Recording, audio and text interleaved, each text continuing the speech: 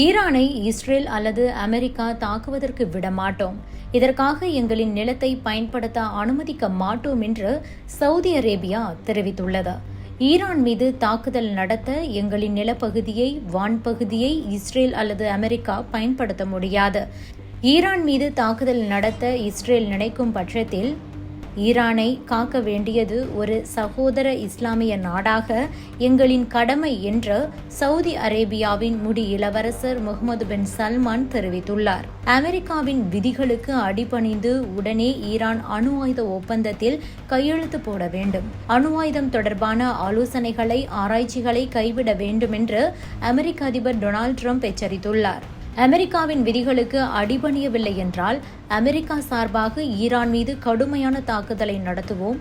Iran மீது America சார்பாக மிகப்பெரிய குண்டுகளை உலகமே பார்க்காத அளவிற்கு போடப் போகிறோம்.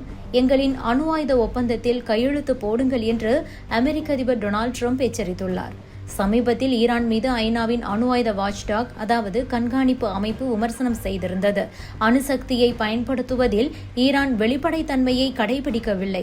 அவர்கள் அணுவை பயன்படுத்தும் விதத்தில் வெளிப்படைத்தன்மையை கடைபிடிக்க மறுக்கிறார்கள் என்று விமர்சனம் வைக்கப்பட்டிருந்தது. இதனால் கடுப்பான ஈரான் தற்போது தங்களின் புதிய சென்ட்ரிஃபியூகல் அமைப்புகளை ஆக்டிவேட் செய்ய போகிறதா?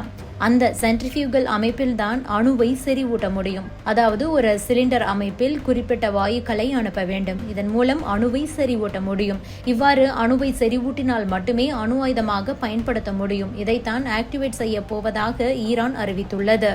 ஏற்கனவே இஸ்ரேல் மீது ஈரான் தாக்குதல் நடத்த உள்ளதாக தகவல்கள் வருகின்றன. சமீபத்தில் இஸ்ரேல் நடத்திய தாக்குதலுக்கு ஈரான் பதிலடி கொடுக்கலாம் என கூறப்படுகிறது. இதற்கு பதிலடியாக ஈரானின் அணு உலைகள் மீது இஸ்ரேல் தாக்குதல் நடத்த வாய்ப்புள்ளதாக கூறப்படுகிறது. இந்த நிலையில்தான் சவுதி அரேபியா, ஐக்கிய அரபு எமிரேட்ஸ் மற்றும் குவைத் ஆகிய நாடுகள் ஈரான் மீதான தாக்குதலுக்கு தங்களது ராணுவ தளங்களை அல்லது வான் பரப்பை பயன்படுத்த அமெரிக்காவிற்கு அனுமதி மறுத்துள்ளதாக தகவல்கள் வெளியாகியிருக்கிறது. இது தொடர்பாக பல்வேறு ஊடக அறிக்கைகள் மற்றும் சமூக ஊடக பதிவுகள் வெளியாகியிருக்கின்றன. குறிப்பாக 2025ஆம் ஆண்டு மார்ச் மற்றும் ஏப்ரல் மாதங்களில் இந்த விவாதம் என்பது தீவிரமடைந்திருக்கிறது.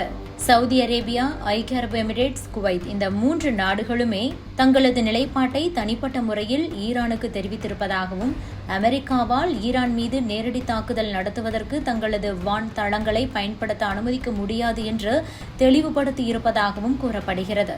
சவுதி அரேபியா மற்றும் குவைத் ஆகியவை அமெரிக்காவுக்காக செய்யக்கூடிய அந்த ஆதரவு பணிகள், அதாவது எரிபொருளை நிரப்புதல், உளவு நடவடிக்கைகள் உட்பட எதையும் செய்ய மாட்டோம் என கூறியிருக்கின்றனர்.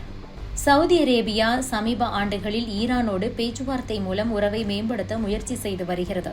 2023ஆம் ஆண்டு சீனாவின் மத்தியஸ்தத்துடன் ஏற்பட்ட ஒப்பந்தம் இதற்கு ஒரு எடுத்துக்காட்டென்றே சொல்லலாம். இதனால் ஈரானுக்கு எதிராக நேரடியாக செயல்படுவதை தவிர்க்க அவர்கள் விரும்புகிறார்கள்.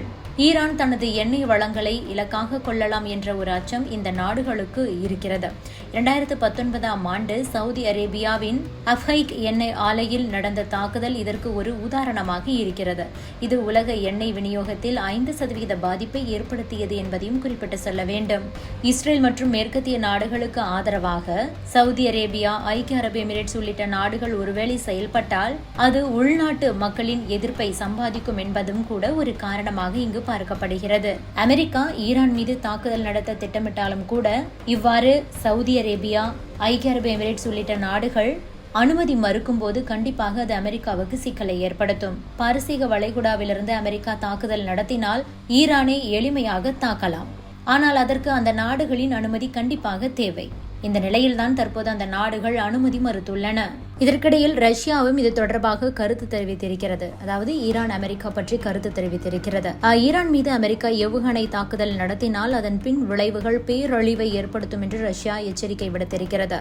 அந்த நாட்டின் வெளியுறவுத்துறை இணை அமைச்சர் செர்கை ரியாப்கோவ் என்ன சொல்லியிருக்கிறார் என்றால், ஈரானுக்கு அமெரிக்கா விடுத்துள்ள நிபந்தனையும் இறுதி எச்சரிக்கையும் எங்கள் கவனத்துக்கு வந்திருக்கிறது. எங்களை பொறுத்தவரை இதுபோன்று தாக்குதல் மிரட்டல்கள் விடுப்பது என்பது முறையற்ற ஒரு நடவடிக்கை. அதை நாங்கள் கண்டிக்கிறோம்.